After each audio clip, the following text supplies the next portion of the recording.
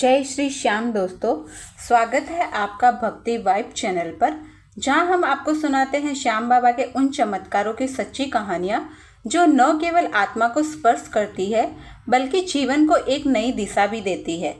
क्या आपने कभी सोचा है कि एक परिवार पर जब अचानक दुखों का पहाड़ टूट पड़े, जब परिवार के मुखिया का जीवन जिंदगी और मौत के बीच झूल रहा हो और जब सारे रास्ते बंद हो चुके हो, तब कौन होता है जो अंधेरे में दीपक बनकर उजाला लाता है। आज की कहानी एक परिवार की नहीं, ये कहानी है उस असाधारण कृपा की जो सिर्फ बाबा श्याम के भक्तों पर होती है।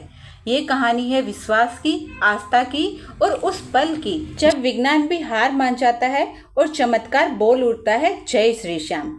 तो जुड़िए हमारे साथ इस बेहद भावुक, सच्ची और चमत्कारिक यात्रा में, जहां एक पत्नी की पुकार ने बाबा श्याम को झुका दिया और अपने साड़ी के पल्लू में बंधी गांठ ने वह कर दिखाया जो डॉक्टर की समझ के बाहर था। इस वीडियो को अंत तक जरूर देखिएगा, क्योंकि हर क्षण आपको रुलाएगा, झंझोरेगा और अंत में आपके मन में बस यही शब्द गूंजेंगे, जय श्री श्याम बाबा। चलिए शुरू करते हैं आज की भावुक कहानी। पंजाब के भद्दाद कस्बे में एक मध्यम वर्गीय परिवार रहता था, वर्मा परिवार। घर के मुखिया अविनाश वर्मा एक 52 वर्षीय शांत, सरल और अत्यंत ईमानदार सरकारी कर्मचारी थे। उनकी पत्नी नैना वर्मा, उनकी उम्र लगभग 49 वर्ष थी। वे एक गृहिणी थी जिनका जीवन परिवार की सेवा और बाबा श्याम की भक्ति में समर्पित था। और उनकी इकलौती बेटी थी अनुष्का। उसकी उम्र लगभग 24 साल की थी, जिसने हाल ही में स्नातक की पढ़ाई पूरी की थी और अब नौकरी की तलाश में थी। यह परिवार साधारण अवश्य था, परंतु उनकी भक्ति असाधारण थी। बाबा श्याम उनकी दिनचर्या का एक हिस्सा थे। हर सुबह की शुरुआत श्याम बाबा के भजन से होती और रात को सोने से पहले बाबा की कहानियां सुनी जाती थी। नैना जी रोज मंदिर के कोने में धूप बत्ती जलाकर बाबा की आरती करती। अविनाश काम पर जाते समय बाबा के सामने नतमस्तक होते और अनुष्का हर इंटरव्यू से पहले बाबा से आशीर्वाद मांगती।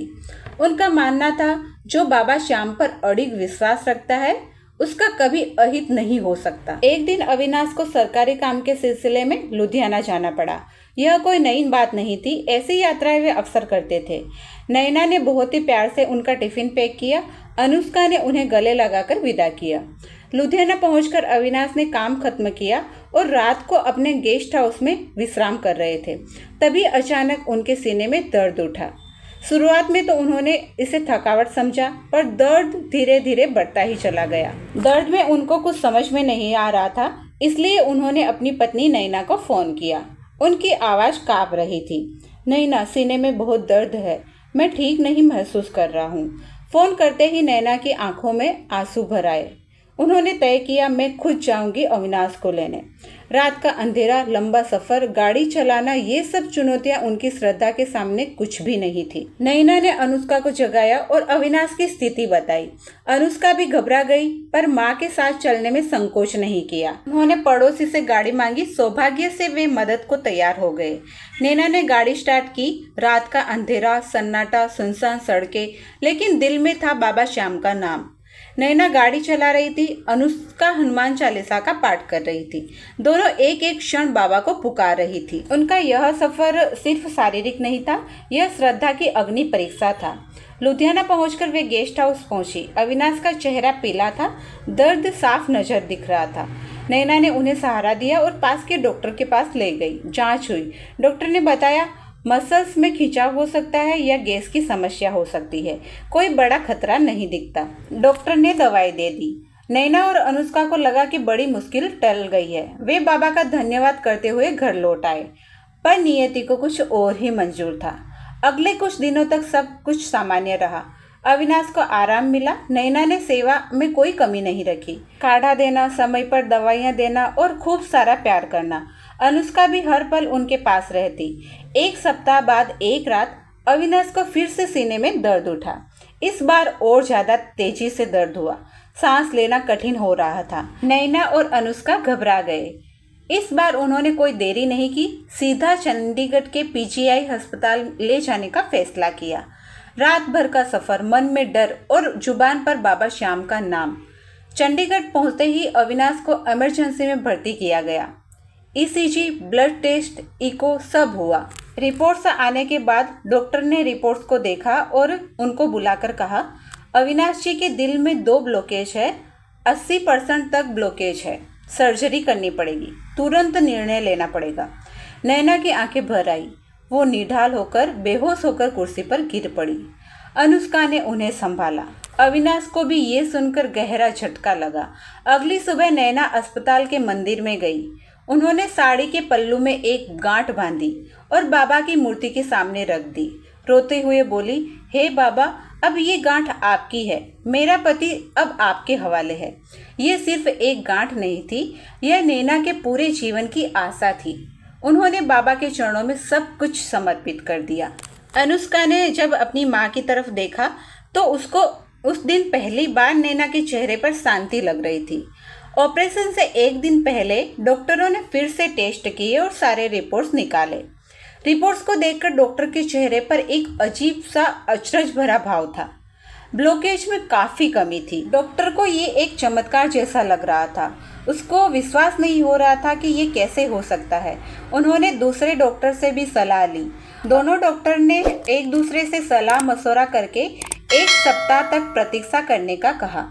नैना और अनुष्का खुशी से रो पड़ी। उन्होंने बाबा का धन्यवाद किया।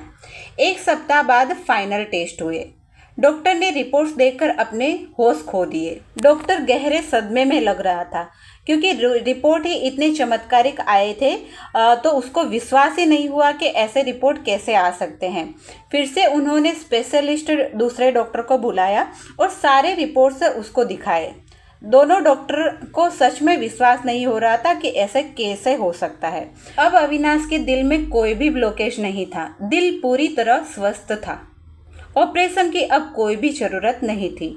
डॉक्टर ने जब ये बात नैना और अनुष्का को बताई तो उनकी खुशी का ठिकाना नहीं रहा और अविनाश भी बहुत खुश हुए। दोनों डॉक्टरों ने कहा, यह हमारी समझ से बाहर है, पर रिपोर्ट्स झूठ नहीं बोलती। डॉक्टर की ये बात सुनकर परिवार की खुशी का ठिकाना नहीं रहा। नैना की आंखों से आंसू बहे ही जा रहे थे। ये आंसू उनकी खुशी के भी थे और दुख के भी थे। उनको ये तसल्ली हो गई थी कि बहुत बड़ा संकट उनके सर से टल गया है। अविनाश और अनुष्का भी बहुत खुशी से झूम रहे थे। नैना ने बाबा की मूर्ति के सामने गांठ खोली और रोते हुए बोली, आपने मेरे घर को फिर से संजीवनी दी है बाबा। आपका मैं धन्यवाद कैसे करूं मुझे ही नहीं समझ में आ रहा। और वो जोर जोर से शुक्रिया अदा करते करते ही रोने लग गई। अविनाश को अस्पताल से छुट्टी मिली। वे खुद चलकर घर आए। पूरा परिवार बाबा श्याम के चरणों में झुक गया। हर एकादशी पर वे भजन कीर्तन करते हैं। नैना अब हर संकटग्रस्त को अपनी यह कहानी सुनाती है। अस्पताल से आने के बाद में अनुष्का ने भी अपनी नौकरी के लिए प्रण लिया कि जैसे ही मुझको नौकरी मिल जाएगी वैसे पहले बाबा श्याम के लिए निशान चढ़ाऊंगी। आज उनका परिवार पहले से भी ज़्यादा सशक्त है क्योंकि उन्हें पता है कि उनका घर सिर्फ ईंट पत्थर का नहीं बल्कि बाबा श्याम की कृपा का एक मंदिर है। यह सच्ची कथा हमें सिखाती है, जब विज्ञान हार मान लेता है तब श्रद्धा जीतती है। जब डॉक्टर कहते हैं हम कुछ नहीं कर सकते, तब बाबा श्याम कहते हैं अब मैं करूँगा।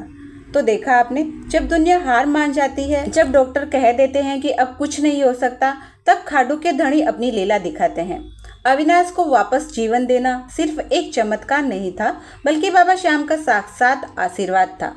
यह कहानी सिर्फ अविनाश की नहीं, उन लाखों भक्तों की है जो अंधेरे में भी बाबा के नाम का दीपक जलाए रखते हैं। दोस्तों, अगर आपके जीवन में भी कोई दुख है, परेशानी है या फिर अनसुलझी समस्या है तो एक बार सच्चे मन से श्याम पुकार कर देखिए, वो जरूर सुनेंगे। अगर यह कहानी आपके दिल को छू गई हो तो इसे एक लाइक करें, शेयर करें और हमारे चैनल भक्ति वाइब को सब्सक्राइब करना न भूलें, क्योंकि यहाँ हम आपके लिए लाते हैं ऐसी सच्ची, चमत्कारी और भक्ति से भरी कहानियाँ। आप अपनी कहानी हमें ईमेल में सेंड करिए और ये श्याम परिवार का हिस्सा बने। अगले वीडियो में आपकी कहानी भी सुनाई जा सकती है, इसलिए आप अपनी कहानी हमें जरूर से भेजें। मिलते हैं अगले वीडियो में, तब तक के लिए जय श्री श्याम, राधे राधे। और याद रखिए, भरोसा अगर सच्चा हो तो बाबा कभी खाली नहीं लौटाते।